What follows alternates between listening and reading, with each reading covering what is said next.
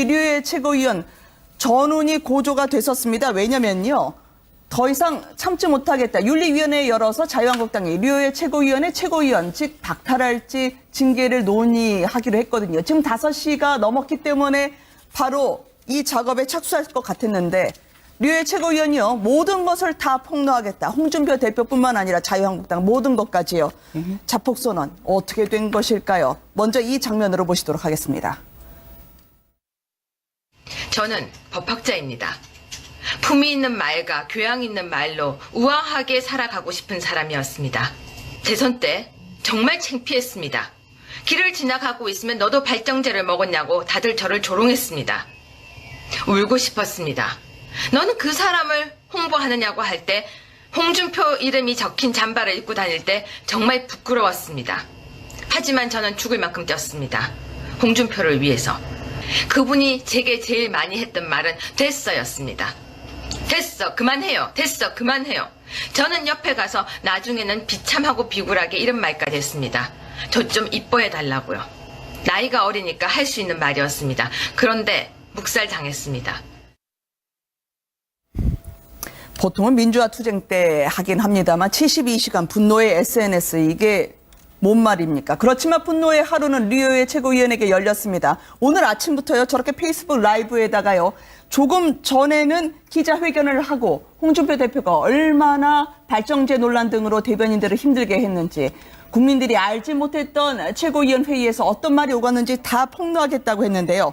안 나왔습니다. 지금 3시 반에 기다렸던 취재진들이 일제히 대신 정준길 위원장의 대도구로 가름이 됐는데요. 어떻게 된 일입니까? 네, 뭐 사실 저도 모든 걸 다 폭로하겠다고 했고 네. 최고위원회에서 뭐 비공개 때 나왔던 얘기까지 폭로하겠다고 해서 뭐 일간에는 뭐 녹취록까지도 들고 나오겠다 이런 얘기까지 네. 있었기 때문에 저도 관심을 가지고 사실 여기 오면서 저도 페이북 라이브를 통해서 보긴 했는데 정준길 네. 위원장이 나와서 좀 의외였습니다. 네. 정준길 위원장 같은 경우에는 그동안 류호의 최고위원하고 계속해서 활동을 같이 해왔고 다음 주에 사실 27일 같이 둘이서 공동으로 출간 기념회를 하기로 했었습니다. 아, 그러세요? 출간 기념회를 열기로 해서 저는 친분이 좀 두터우신가 보죠? 친분이 굉장히 두텁고 네. 그동안 꾸준히 활동을 같이 해왔기 때문에 뭐 딴 사람을 내보낼 것이면은 네. 뭐 정준길 위원장이 나오는 게 맞아 보이기는 하는데 네. 그럼에도 불구하고 많은 분들이 류호의 최고가 직접 나와서 뭔가를 얘기해 주기를 잔뜩 기대를 하고 있었던 것 같아요. 네. 그 무슨 폭로성이라든지 이런 내용은 하나도 나온 게 없다. 전 지금 네. 이렇게 보고요. 한 가지 이제 같은 최고위원회 지금 한 6개월 동안 7개월 동안 같이 있었는데 네. 사실 류호의 최고위원을 보면은 한 정치인이 한 10년 겪어도 힘든 일들을 지난 1년 동안 겪었습니다. 그 전에는 뭐 정치에 입문하지도 않았었는데 1월부터 네. 시작을 해서 뭐 각진 활동을 하면서 서초갑 우리 자유한국당에는 과거 역사적으로 봤을 때 굉장히 또 유리한 네. 지역의 당협위원장을 맡으면서 또 최고위원까지 급속도로 됐고 하여튼 그러면서 또 이번에 이런 일을 겪게 됐는데 네. 개인적으로 말씀을 드리자면은 이런 굉장히 어려운 일들을 지금 겪고 있는 이런 것이 하나의 뭐 정치인으로서 커가는 그런 자산이 되었으면 좋겠다라는 그런 개인적인 또 생각을 해봅니다. 자산이 될 수 있을까요? 이제 국민만 보고 가겠다고 얘기하는데 듣는 국민은 아무 말이나 한다고 국민만 보고 간다는 건 아니라고 할 것 같아요. 홍준표 대표가 오늘 조용히 이야기를 하더라고요. 사이코패스 같은 분들의 말만 왜 계속 네이버나 아니면 포털에 나오는지 모르겠다고요. 제가 볼 때는요, 그러니까 류호의 최고위원도 사실은 뭐 억울한 면이 있다고 볼 수 있겠죠. 제가 당내 네. 사정을 다 모릅니다. 그런데 제가 볼 때 아쉬운 점은 그겁니다. 당의 최고위원이면 지도부잖아요. 그러면 당의 최고위원은 당무감사 결과로 당내가 좀 불란스럽고 불만이 있으면 절차에 따라서 그 분란을 좀 줄여나가고 당의 네. 화합을 위해서 정리하는 것이 저는 지도부의 임무라고 생각하고요. 또 하나 말씀드리고 싶은 것은 계속 눈물을 보이면서 굉장히 분노하기도 하고 네. 그다음에 서러움을 토로하기도 하는데 제가 볼 때는 제1야당의 최고위원이 자신과 관련된 일로 눈물을 보이고 서럽다고 이야기하는 것보다는 야당으로서 해야 될 일, 그다음에 지금 문재인 정부에 대한 어떤 비판이라든지 나라를 위해서 해야 될 일, 네. 자기보다 더 어렵고 힘든 사람에 대한 눈물, 이걸 보여줘야 그게 진짜 눈물이고 정치인의 눈물이지 정치인의 눈물이 자기의 어떤 억울함을 위한 눈물을 흘리는 것은 이건 정치의 눈물이라고 보기가 좀 어렵거든요. 네. 그러면 조금 더 성숙하기를 좀 바라는 좀 마음이 있습니다.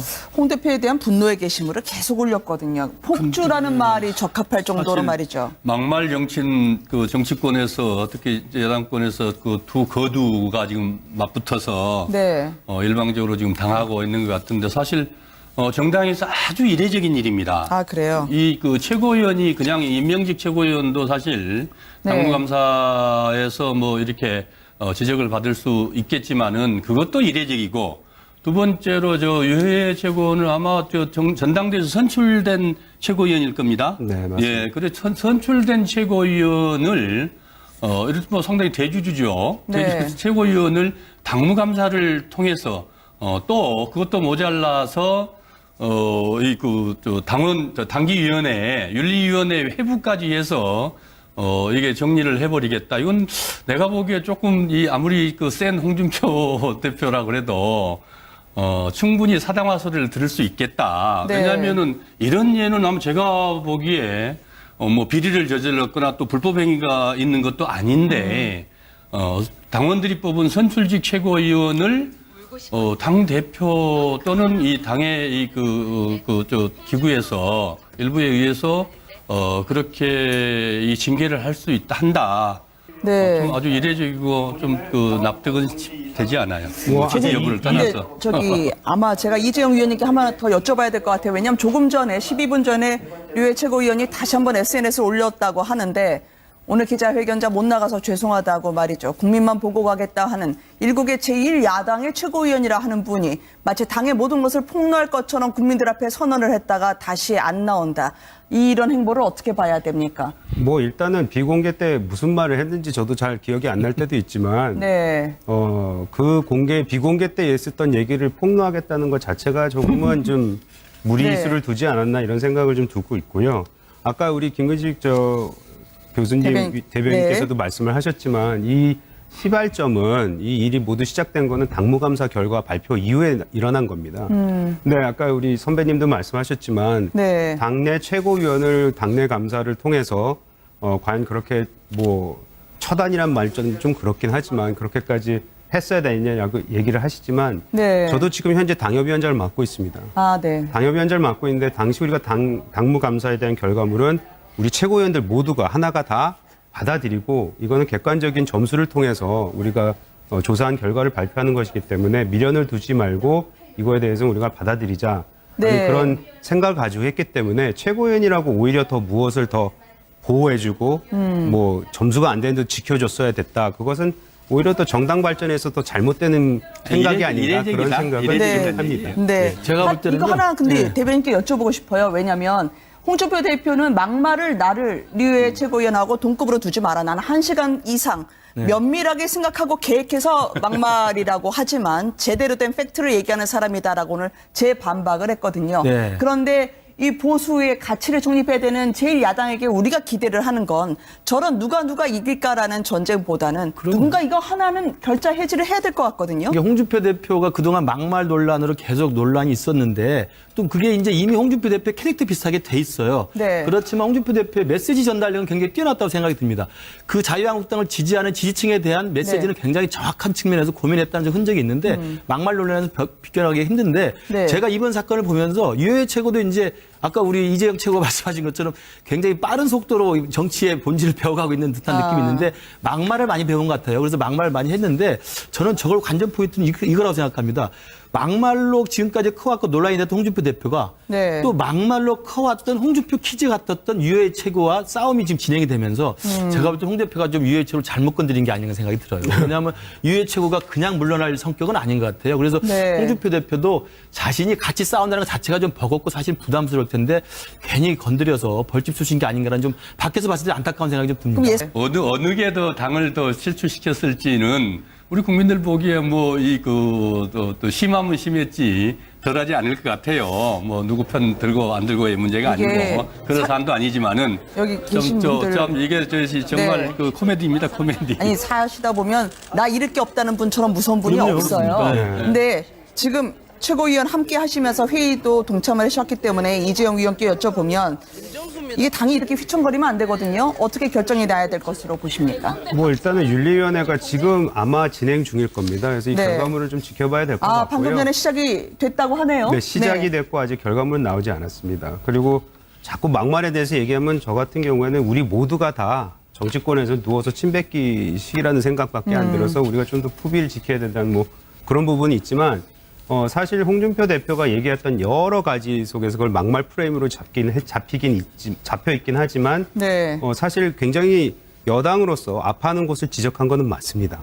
그리고 또 우리 국민들이 이해하기 쉽게 또 우리 지지자들 특히 우리 그 자유한국당은 아시다시피 지난 1년 반 동안 굉장히 무너져 있던 상태였기 네. 때문에 그거를 모으고 뜻을 모으고 지지자들의 호응을 얻기 위해서는 다소 지지자들이 이해하기 쉽고 빠르게 해석할 수 있는 그런 말들을 썼어야 되지 않았나 하는 그런 부분도 없지 않아 있었다는 말씀을 드리고요. 네. 하여튼 요번 논란이 여러 가지로 지금 국민들 보시기에 또 당원들이 보시기에 눈살 찌푸리는 부분을 분명히 보여주고 있다라는 것에 대해서는 뭐 최고위원의 한 사람으로서 네. 송구스럽게 생각하는 부분입니다. 알겠습니다. 빨리 마무리되는 것도 저의 목표 중에 하나입니다. 그러게요. 윤리 속보가 나오는 대로 또 전해드리도록 하겠습니다. 보통 대법관 후보자 청문 이 류의 최고위원 전운이 고조가 됐었습니다. 왜냐면요. 더 이상 참지 못하겠다. 윤리위원회 열어서 자유한국당이 류의 최고위원의 최고위원 즉 박탈할지 징계를 논의하기로 했거든요. 지금 5시가 넘었기 때문에 바로 이 작업에 착수할 것 같았는데 류의 최고위원이요. 모든 것을 다 폭로하겠다. 홍준표 대표뿐만 아니라 자유한국당 모든 것까지요. 자폭선언 어떻게 된 것일까요? 먼저 이 장면으로 보시도록 하겠습니다. 저는 법학자입니다. 품위 있는 말과 교양 있는 말로 우아하게 살아가고 싶은 사람이었습니다. 대선 때 정말 창피했습니다. 길을 지나가고 있으면 너도 발정제를 먹었냐고 다들 저를 조롱했습니다. 울고 싶었습니다. 너는 그 사람을 홍보하느냐고 할 때 홍준표 이름이 적힌 잠바를 입고 다닐 때 정말 부끄러웠습니다. 하지만 저는 죽을 만큼 뛰었습니다. 홍준표를 위해서. 그분이 제게 제일 많이 했던 말은 됐어였습니다. 됐어 그만해요. 됐어 그만해요. 저는 옆에 가서 나중에는 비참하고 비굴하게 이런 말까지 했습니다. 저 좀 이뻐해 달라고요. 나이가 어리니까 할 수 있는 말이었습니다. 그런데 묵살당했습니다.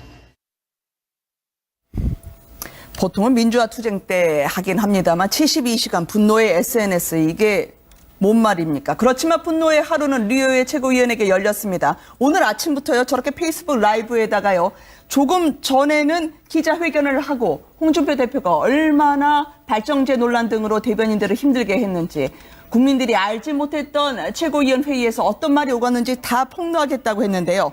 안 나왔습니다. 지금 3시 반에 기다렸던 취재진들이 일제히 대신 뭐 처단이란 말 좀 그렇긴 하지만 그렇게까지 했어야 되느냐고 얘기를 하시지만 네. 저도 지금 현재 당협위원장을 맡고 있습니다. 네. 당협위원장을 맡고 있는데 당시 우리가 당무감사에 대한 결과물은 우리 최고위원들 모두가 하나가 다 받아들이고 이거는 객관적인 점수를 통해서 우리가 조사한 결과를 발표하는 것이기 때문에 미련을 두지 말고 이거에 대해서 우리가 받아들이자 네. 그런 생각을 가지고 했기 때문에 최고위원이라고 오히려 더 무엇을 더 보호해주고 뭐 점수가 안 되는데 지켜줬어야 됐다. 그것은 오히려 또 정당 발전에서 더 잘못되는 생각이 아닌가 그런 생각을 합니다. 네. 제가 볼 때는요. 이거 하나 근데 대변인께 여쭤보고 싶어요. 왜냐하면 홍준표 대표는 막말을 나를 류의 최고위원하고 동급으로 두지 마라. 나는 1시간 이상 면밀하게 생각하고 계획해서 막말이라고 하지만 제대로 된 팩트를 얘기하는 사람이다라고 오늘 재반박을 했거든요. 네. 그런데 이 보수의 가치를 정립해야 되는 제1야당에게 우리가 기대를 하는 건 저런 누가 이길까라는 전쟁보다는 누군가 이거 하나는 결자 해지를 해야 될 것 같거든요. 이게 홍준표 대표가 그동안 막말 논란으로 계속 논란이 있었는데 또 그게 이제 이미 홍준표 대표의 캐릭터 비슷하게 돼 있어요. 네. 그렇지만 홍준표 대표의 메시지 전달력은 굉장히 뛰어났다고 생각이 듭니다.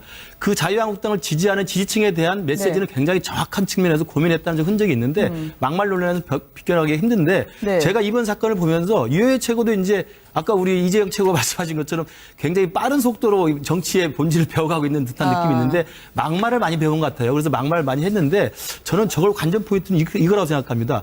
막말로 지금까지 커왔고 논란이 됐던 홍준표 대표가 네. 또 막말로 커왔던 홍준표 키즈 같았던 유해 최고와 싸움이 지금 진행이 되면서 제가 볼 때 홍 대표가 좀 유해 최고를 잘못 건드린 게 아닌가 생각이 들어요. 왜냐하면 유해 최고가 그런 자산이 되었으면 좋겠다라는 그런 개인적인 또 생각을 해봅니다. 자산이 될 수 있을까요? 이제 국민만 보고 가겠다고 얘기하는데 듣는 국민은 아무 말이나 한다고 국민만 보고 간다는 건 아니라고 할 것 같아요. 홍준표 대표가 오늘 조용히 이야기를 하더라고요. 사이코패스 같은 분들의 말만 왜 계속 네이버나 아니면 포털에 나오는지 모르겠다고요. 제가 볼 때는요, 그러니까 저 유해 최고위원도 사실은 뭐 억울한 면이 있다고 볼 수 있겠죠. 제가 당내 네. 사정을 다 모릅니다. 그런데 제가 볼 때 아쉬운 점은 그겁니다.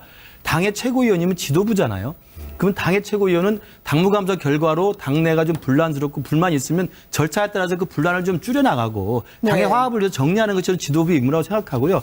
또 하나 말씀드리고 싶은 것은 계속 눈물을 보이면서 굉장히 분노하기도 하고 네. 그다음에 서러움을 토로하기도 하는데 제가 볼 때는 제1야당의 최고위원이 자신과 관련된 일로 눈물을 보이고 서럽다고 이야기하는 것보다는 야당으로서 해야 될 일, 그다음에 지금 문재인 정부에 대한 어떤 비판이라든지 나라를 위해서 해야 될 일, 네. 자기보다 또 어렵고 힘든 사람에 대한 눈물, 이걸 보여줘야 그게 진짜 눈물이고 정치인의 눈물이지 정치인의 눈물이 자기의 어떤 억울함을 위한 눈물을 흘리는 것은 이건 정치인의 눈물이라고 보기가 좀 어렵거든요. 네. 그러면 조금 더 성숙하기를 좀 바라는 좀 마음이 있습니다. 홍 대표에 대한 분노의 게시물을 계속 올렸거든요. 폭주라는 말이 적합할 정도로 사실 말이죠. 막말 정치인 그 정치권에서 특히 여당권에서 그 두 거두가 지금 맞붙어서 네. 일방적으로 지금 당하고 있는 것 같은데 사실 정당에서 아주 이례적인 일입니다. 아, 그래요? 이 그 최고위원이 그냥 임명직 최고위원도 사실 네. 당무감사에서 뭐 이렇게 지적을 받을 수 있겠지만은 그것도 이례적이고 두 번째로 저 유해 최고원을 아마 전당대에서 선출된 최고위원일 겁니다. 네, 맞습니다. 예, 그래 선출된 최고위원을 이렇게 뭐 상당히 대주주죠. 네. 최고위원을 당무감사를 통해서 또 그것도 모자라서 당기위원회, 윤리위원회 회부까지 해서 이게 정리를 해버리겠다. 이건 내가 보기에 조금 아무리 센 홍준표 대표라 그래도 충분히 사당화 소리를 들을 수 있겠다. 네. 왜냐하면은 이런 예는 아마 제가 보기에 뭐 비리를 저질렀거나 또 불법 행위가 있는 것도 아닌데 당원들이 뽑은 선출직 최고위원을 당 대표 또는 이 당의 기구에서 일부에 의해서 그렇게 이 징계를 할 수 한다. 네. 좀 아주 이례적이고 좀 납득은 되지 않아요. 뭐 취지 여부를 근데 떠나서. 저기 아마 제가 이재용 위원님께 하나 더 여쭤봐야 될 것 같아요. 왜냐하면 조금 전에 12분 전에 류해 최고위원이 다시 한번 SNS에 올렸다고 하는데 오늘 기자회견장 못 나가서 죄송하다고 말이죠. 국민만 보고 가겠다 하는 일국의 제1야당의 최고위원이라 하는 분이 마치 당의 모든 것을 폭로할 것처럼 국민들 앞에 선언을 했다가 다시 안 나온다. 이런 행보를 어떻게 봐야 됩니까? 뭐 일단은 비공개 때 무슨 말을 했는지 저도 잘 기억이 안 날 때도 있지만 네. 그 비공개 때 했었던 얘기를 폭로하겠다는 것 자체가 조금은 좀 무리수를 네. 두지 않았나 이런 생각을 좀 두고 있고요. 아까 우리 김근식 교수님, 대변인께서도 네. 말씀을 하셨지만 이 시발점은 이 일이 모두 시작된 거는 당무감사 결과 발표 이후에 일어난 겁니다. 네, 아까 우리 선배님도 말씀하셨지만 네. 당내 최고위원을 당내 감사를 통해서 과연 그렇게 정준길 위원장의 대도구로 가름이 됐는데요. 어떻게 된 일입니까? 네, 뭐 사실 저도 모든 걸 다 폭로하겠다고 했고 네. 최고위원회에서 뭐 비공개 때 나왔던 얘기까지 폭로하겠다고 해서 뭐 일간에는 녹취록까지도 들고 나오겠다 이런 얘기까지 네. 있었기 때문에 저도 관심을 가지고 사실 여기 오면서 저도 페이북 라이브를 통해서 보긴 했는데 정진길 네. 위원장이 나와서 좀 의외였습니다. 네. 정진길 위원장 같은 경우에는 그동안 류해 최고위원하고 계속해서 활동을 같이 해왔고 다음 주에 사실 27일 같이 둘이서 공동으로 출간 기념회를 하기로 했었습니다. 아, 그러세요? 출간 기념회를 열기로 해서 서로 아마 친분이 좀 두터우신가 보죠? 친분이 굉장히 두텁고 네. 그동안 꾸준히 활동을 같이 해왔기 때문에 뭐 딴 사람을 내보낼 것이면은 네. 뭐 정준길 위원장이 나오는 게 맞아 보이기는 하는데 네. 그럼에도 불구하고 많은 분들이 류해 최고가 직접 나와서 뭔가를 얘기해 주기를 잔뜩 기대를 하고 있었던 것 같아요. 네. 그 무슨 폭로라성이라든지 이런 내용은 하나도 나온 게 없다. 전체 네. 이렇게 보고요. 한 가지 이제 같은 최고위원회 지금 한 6개월 동안 7개월 동안 같이 있었는데 네. 사실 류호혜 최고위원을 보면은 한 정치인이 한 10년 겪어도 힘든 일들을 지난 1년 동안 겪었습니다.